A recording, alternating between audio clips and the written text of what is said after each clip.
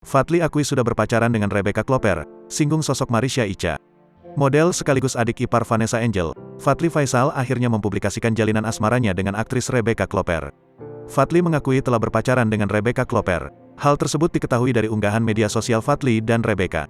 Dilansir tribunwow.com melalui kanal YouTube Seleb Oncam News pada Rabu, tanggal 9 Oktober tahun 2022, Fadly menilai bahwa Rebecca sosok yang baik dan pekerja keras. Lebih lanjut, Fadly Faisal menjelaskan Rebecca sedang syuting. Maka dari itu Rebecca Klopper belum dikenalkan Fadly kepada orang tuanya, Faisal dan Dewi Zuhriati. Fadly menuturkan jika ada waktu, ia akan langsung memperkenalkan Rebecca Klopper kepada kedua orang tuanya. Nantilah kalau dianya sempat, guenya juga sempat, doain aja langsung dikenalin mama papa, kata Fadly Faisal. Selain itu, Fadly Faisal mengatakan sudah memperkenalkan Rebecca kepada kedua sahabat kakak iparnya Marisha Icha dan Violenzia Jeanet.